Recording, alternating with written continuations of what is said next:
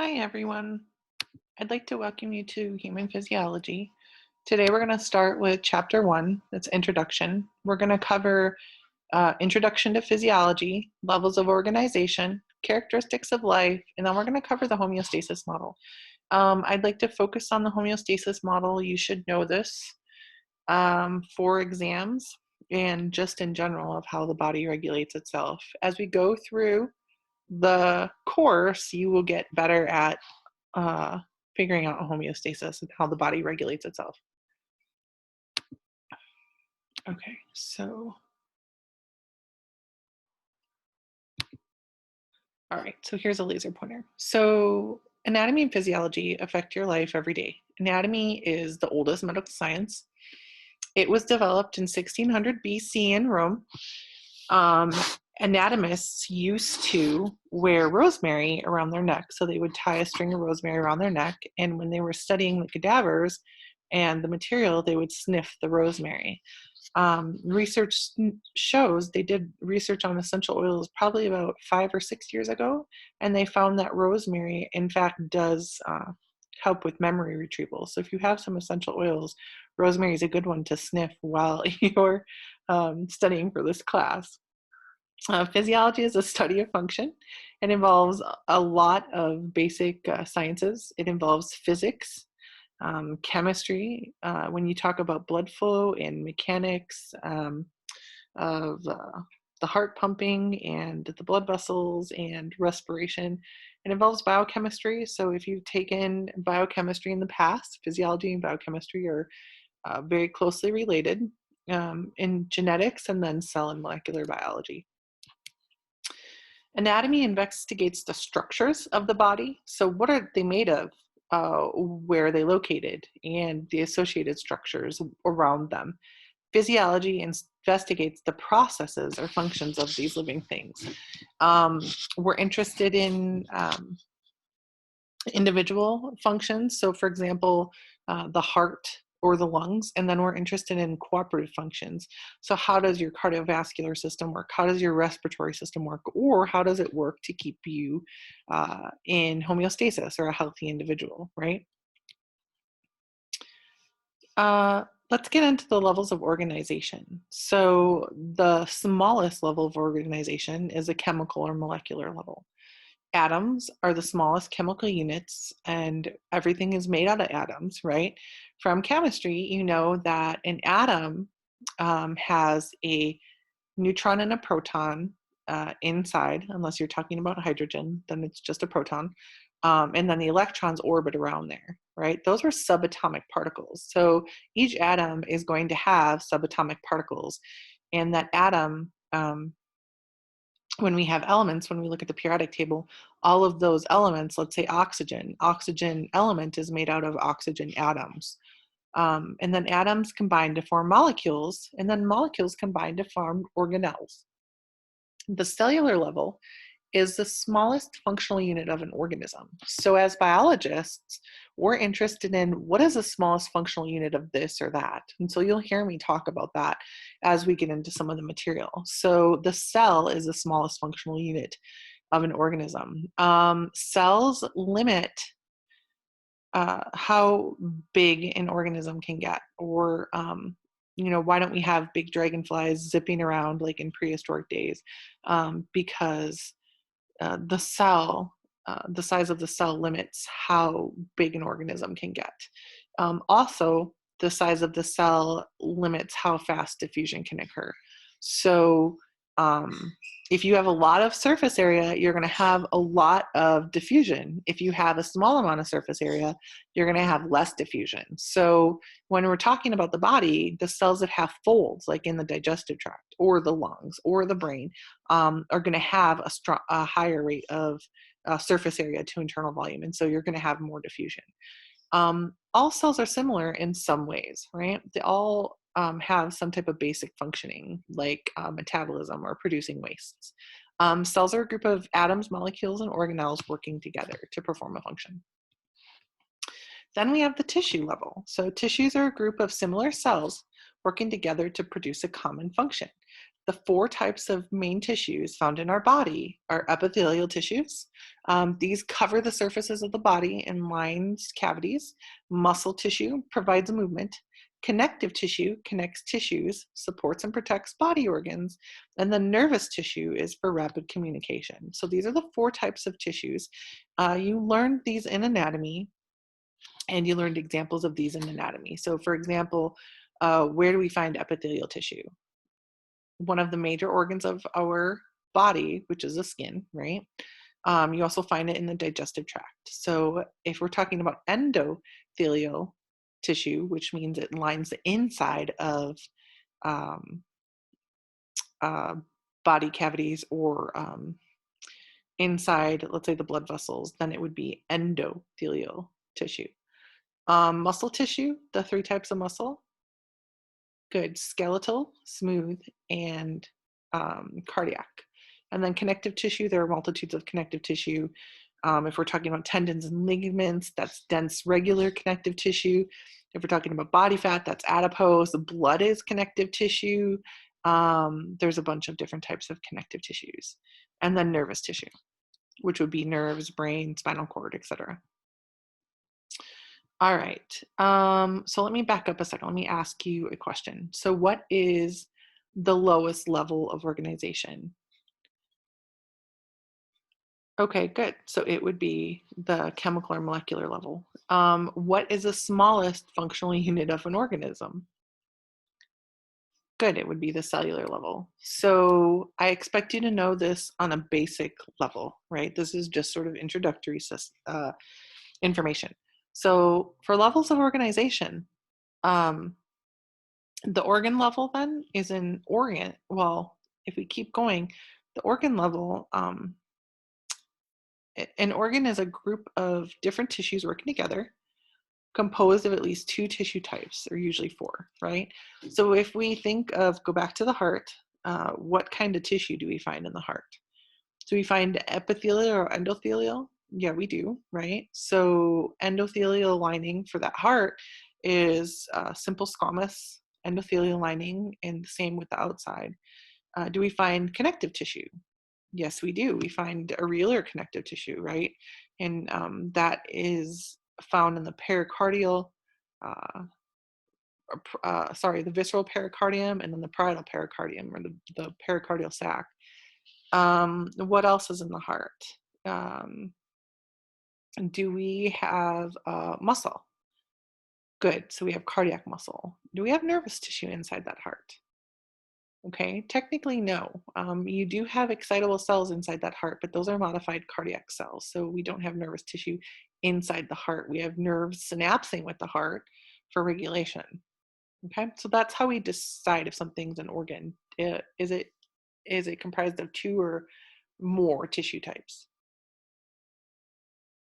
Okay. The organ system level is a group of organs working together to perform a certain function. Humans have 11 organ systems. The biggest one would be skin, right? And I'm sure you can name the other ones that you should have learned in anatomy, so we're not going to cover that. And then the organism level. This is us, right? So the organism level is comprised of all structural units working together to maintain homeostasis, keep us alive. Okay, the next topic is characteristics of life. How do we determine if something is living or not? Living things display certain characteristics, so they maintain boundaries inside and outside of them, whether or not it's inside or outside from their person, or inside or outside of the cells. So for example, for us, our integumentary system maintains a boundary uh, of our inside environment compared to outside, the outside environment. And then our cell membranes regulate what comes in and out of our cells. Okay, so here's a little amoeba that's displaying movement. So all living things display movement. For us, it's, muscles and circulation of body fluids. For plants, they don't get up and walk around, right? But they actually will move in response to that sunlight. So they do move. They display responsiveness. So they sense changes in their environment and respond. So withdrawal reflexes or homeostatic feedback mechanisms for us. Most living things have the ability to withdraw. or sense something going on and respond accordingly. All living things have to have digestion, so they have to have a way to break down and absorb nutrients. For us, it's our GI tract, and then we pull it into the blood. This would be a white blood cell attacking bacteria, and so this would be an example of responsiveness. All living things, display metabolism. Metabolism is all the chemical reactions that occur in our cells. We'll cover catabolism and anabolism when we get into metabolism. Cellular respiration or metabolism. So metabolism at the cellular level is production of ATP for work. This is regulated by hormones and by your brain. They have to have a way to excrete wastes, right? So CO2 is a waste product, urea, creatinine, when we take in food source, fiber is a waste product. When single-celled organisms such as the amoeba or bacteria take in food sources, they have to have a way to get rid of them, so they excrete waste products into the environment. They have to have a way for reproduction. So cellular reproduction, the cell's going to divide into two identical daughter cells for growth and repair, right? So if you're scratching your skin, you have to have a way to repair that barrier. So you're constantly going through cell division or mitosis to make more cells or regenerate those cells. And this is a picture on the right-hand side of mitosis. Organismal reproduction, so produces a new individual through sexual reproduction. So that's also a way that we reproduce. And then growth. Growth would be increase in size of a cell or number of cells. What do we need for our survival? So all living things need nutrients. Not all living things need oxygen, but we need oxygen. So some bacteria do not need oxygen to go through metabolism. We need water. Not all living things. Again, there are some bacteria that don't need water. We need normal body temperature and appropriate atmospheric pressure. Okay, so this is the one that I want to spend some time on. I want you to know this. I want you to know what homeostasis means. I want you to know the homeostatic feedback loop, the definitions for each of the steps, generic definitions, and then I want you to be able to do the homeostatic feedback loop for body temperature and for blood sugar regulation, for high blood sugar specifically. This will be tested on in lecture. We will have different homeostatic feedback loops you'll see in lab that you're going to be doing that I will test you on in lab. You need to spend some time on this. You need to take a piece of paper or whatever, your laptop and draw it out and keep drawing it out until you actually have memorized it and understand it and you can work through it. Okay. All right, so homeostasis, what does it mean? It means unchanging. It means to maintain a relatively stable internal environment regardless of what's going on outside. It allows change within narrow limits. It's called a dynamic equilibrium. And so, for example, what happens if your body temperature goes up, right? So let's say I go from the air conditioning house out into 100-degree weather. What happens to my body temperature? My body temperature is going to go up. And so then my body is going to ultimately bring it back down. If I'm going out in the cold from leaving the house in the wintertime, body temperature is going to drop and my body is going to bring it back up, right? Can you think of other examples besides body temperature? So body temperature is the easiest one because it's one that we're already familiar with. All right, so blood sugar was already said. Can you think of anything else? Okay, heart rate, blood pressure, right?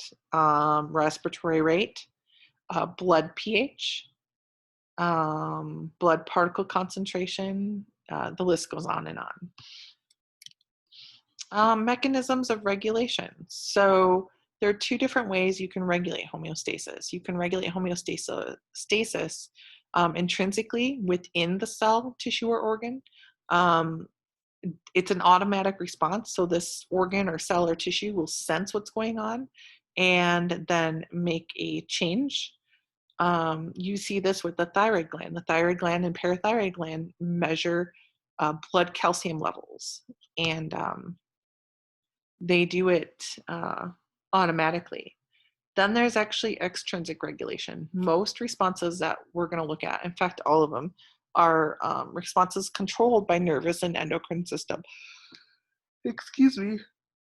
So if blood pressure goes up, your nervous system is going to bring it back down. If blood pressure drops, your nervous system is going to bring it back up.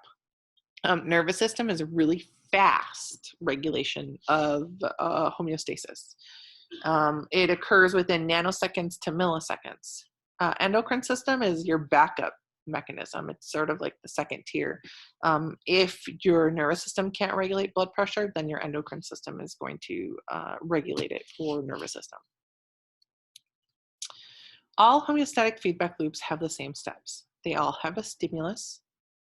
They all have a sensor. They have an integrator, an effector, a response, and a result, right? And so how do I memorize, let's see, how do I memorize the steps? I think of students, and students have told me this. So think of S, S, I, E, R, R, right? Stimulus, sensor, integrator, effector, response, and result. And that will give you the sequence of steps. Let's get into what the stimulus is. So let me change this back. The stimulus is any deviation from the set point, right? And so for example, let's do body temperature. What is your set point for body temperature? Okay, so we all know it's 98.6 degrees Fahrenheit. Is everyone's body temperature the same? So if I took everyone's body temperature, would it be 98.6? No. Okay, so you have your inherent set point for your own self, and then humans as a species have their own set point as well, okay? We know that it's 98.6 degrees Fahrenheit. Recent literature shows that it's a little bit lower, so around 97.4, what have you. But the stimulus then would be any deviation from this, all right? And so let's say my set point is 98.6. So my stimulus, let's say, would be an increase in body temperature. Let's say I went outside and it's hot out in the summertime. It would be an increase in body temperature. All right, now let me be clear. This is where I need you to pay attention. This error is measured by the sensor. When you think of error, I want you to think of physiological error or physiological deviation, okay? It's not wrong. It's just deviation from the set point, right? So keep in mind when I ask you to provide me examples of error, I'm not talking about the experiment was wrong or this didn't work or what have you. I want to know physiological normal variation. The sensor is a receptor that senses change in the stimulus. When you are trying to figure out the sensors, you need to ID the sensor, whether it's a thermal receptor or chemoreceptor, and give me the location. Where are they found? You have to have both components for the sensor. An integrator. What is an integrator? An integrator compares the signal coming in to a set point.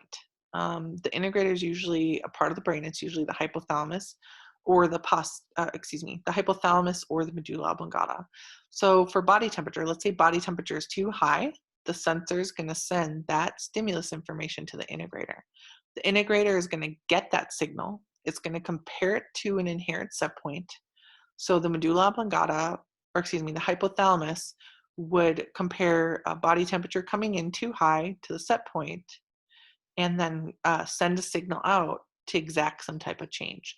So the hypothalamus is going to send a signal out to the effectors, and the effectors are going to cause some type of a response to bring body temperature down. So the effector in this situation, or generally speaking, is an organ or a tissue. So an effector is going to be an organ or some type of tissue. In this case, it's going to be the skin, blood vessels, and sweat glands.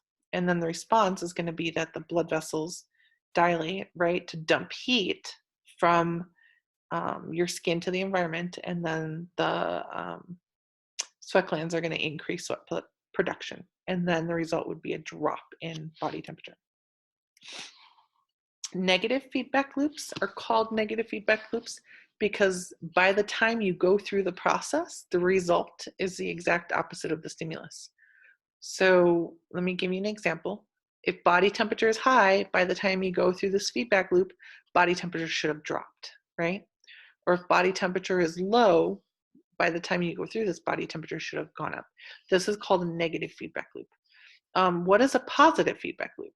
A positive feedback loop is where the result is an amplification of the stimulus. You see this with blood clotting, right? So blood clotting, you turn on one factor, then that activates another factor, another factor, another factor.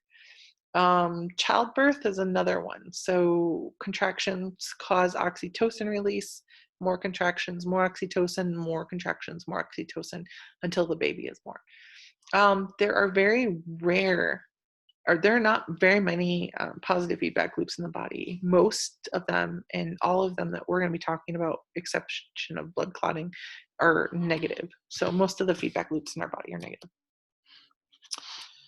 Okay, so negative common reverses change results in fluctuations about the set point. Body temperature is 1. Positive feedback systems are rare. It's where the change is amplified. For example, blood clotting. Blood clotting proteins give you more blood clotting proteins, activates more and more and more. It's this whole cascade mechanism. All right, so the set point is the ideal normal value of a variable. So what is your body's temperature set point? Good, it's around 98.6. Okay, it might be different for each other or everybody in the class. Error values are values that are still normal values, but they are not the set point. So there is a normal range of values or error or physiological variation for any homeostatic feedback system in the body. Can you give me some error values for body temperature? All right, 98.9, right? 98.0, 97.9. Do you know a normal range for body temperature? So around 97.9 to 99.0, right? Low grade fever is above 99.1, high grade fever above 102 degrees Fahrenheit. So moving forward in this class, I want you to know normal ranges. I want you to know the set point of whatever we're talking about. And I want you to know how your body is going to handle that deviation. Okay, so let's go over a relatively easy one. This is a negative homeostatic feedback mechanism involving the brain with temperature regulation. Okay, so the stimulus would be an increase in body temperature, right? And then the sensor, remember, you're going to give me a receptor and a location. So we're going to say thermoreceptors in the skin and hypothalamus, right? You have 2 sets of them. You have one in the skin, or you have several of them in the skin, and then some of them in the hypothalamus. So these guys are constantly, not like every hour or what have you, but constantly measuring body temperature. So they're constantly evaluating what's going on. How is body temperature changing? And they are coding that information in the form of action potentials and sending that to the hypothalamus. So the hypothalamus is the integrator in this process. The hypothalamus measures the incoming signal to a set point and says, hey, body temperature is too high. My body temperature is 98.6 degrees Fahrenheit. I need to bring it down, or that's my set point. My body temperature is 99.2 degrees Fahrenheit. I need to bring it back down. And also, as you're going through stuff, don't forget the units, right? Know that it's degrees Fahrenheit. Know that heart rate is beats per minute. Respiratory rate is breaths per minute. The hypothalamus is then going to send a nervous signal out to your skin, blood vessels, and sweat glands. We're not concerned about the nerve, the name of the nerve, or that it's an efferent nerve system or it's a motor nerve. You have learned a lot of those in anatomy. And so we'll bring them in as appropriate, but not right now. The hypothalamus is going to go to the blood vessels of the skin and the sweat glands, and it's going to cause the blood vessels to do what? Good, they're going to dilate. What are the sweat glands going to do? Increase sweat production. Okay, so the response is that they dilate and release heat from surface, and then the sweat glands and skin release heat as well. By the time you've done this, you should have a decrease in body temperature. If it's not low enough, then this negative feedback loop is just going to keep going until you hit your desired set point. Okay. Disturbance of homeostasis. So physiological systems work to restore balance. If your body is damaged, like let's say you just had surgery or you had an injury, your body is going to go back to healthy. Your body has this ability to heal wounds and go back to physiological normal for your body. A disturbance is a failure to maintain homeostasis that results in disease or death, right? So if you have a disturbance, or sometimes called a disruption, you can't get body back to the set point, right? So can you think of a disturbance for body temperature? Okay, so let's say I'm out hiking in Joshua Tree in summer and I didn't bring water. What's going to happen to my body temperature? Good, it's going to go up. It's going to keep creeping up. And then my hypothalamus is going to try to regulate it, and I'm going to sweat. But eventually I'm going to get dehydrated and I'm not going to be able to sweat as effectively, right? And so blood pressure drops because I've been losing all the water to the environment. And eventually I'm going to start going into heat exhaustion and then heat stroke. And so heat exhaustion and heat stroke would be considered a disturbance. So your body, as you get more and more dehydrated, you lose that ability to regulate body temperature. The hypothalamus shuts down. Can you think one on the flip side? What about if you fall into a frozen lake?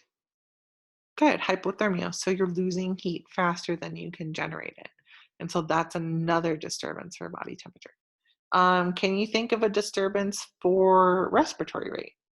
Can you think of a disturbance for heart rate or blood pressure? Okay, so a disturbance means simply that you can't get back to set point, right? So if body temperature is high and you are going through a disturbance, you can't get it back down. All right, the next example does not involve the brain. So this is an endocrine example, and it's a blood glucose regulation, and it doesn't involve the brain.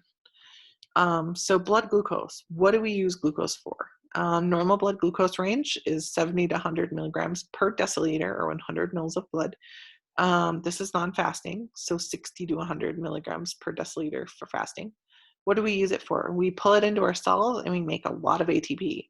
Our brain does not store sugar to function, so we have to have glucose in the blood for our brain to take it. What regulates it? So here's your pancreas. Do you guys remember where your pancreas is?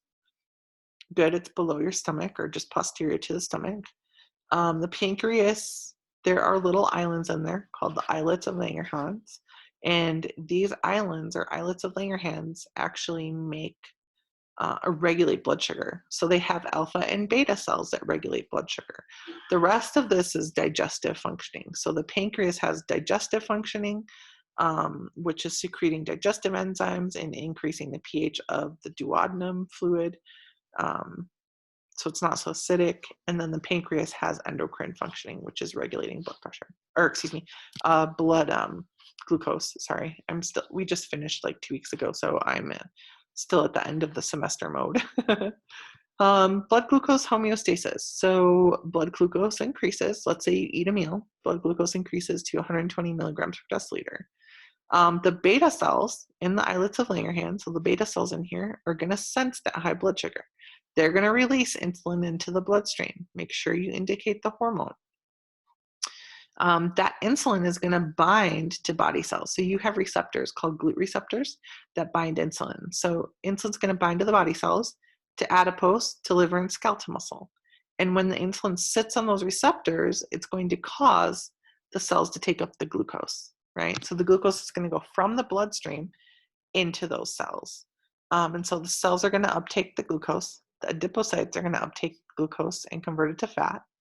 And then liver and skeletal muscle uptake glucose and convert it to glycogen, right? And so your cells will basically take whatever glucose they need, whatever your liver and skeletal muscle need, they're going to pull in and convert it to glycogen for storage for later. Your liver actually stores glucose to regulate blood sugar, but we'll talk about that when we get to endocrine. And then your adipocytes are going to take up glucose and convert it to fat. And so by then, blood glucose should drop back down to normal. What would be a disturbance? So a disturbance is when blood sugar is high and you can't bring it back down, right? So blood sugar is high and you can't bring it back down. What do we call that? Disturbance. Good, it has a name, so it's diabetes mellitus, okay? So diabetes mellitus is a disturbance because you can't bring blood sugar back down. It stays high. So regardless if blood sugar is high, it doesn't matter, you still can't regulate it. You can't bring it back down to set point because either your pancreas isn't releasing enough insulin, that's diabetes mellitus type 1, or your pancreas is releasing insulin, it's just not effective to binding to the cells.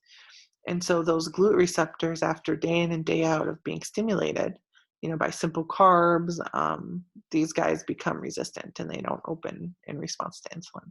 And so regardless, blood sugar stays high. So disturbance prevents the homeostatic feedback loop from going back to set point. So blood sugar is going to stay high. If somebody has regulated diabetes mellitus, blood sugar is still going to be slightly higher than normal. So for example, my father has diabetes mellitus, but he doesn't have to take meds for it. Blood sugar for him, normal is 150 milligrams per deciliter. That would be high for a healthy, normal individual, but because he has diabetes mellitus, it's always going to be slightly elevated. But that is really good if you have diabetes mellitus. Okay, so start drawing those out and going over that. And then get into the lab.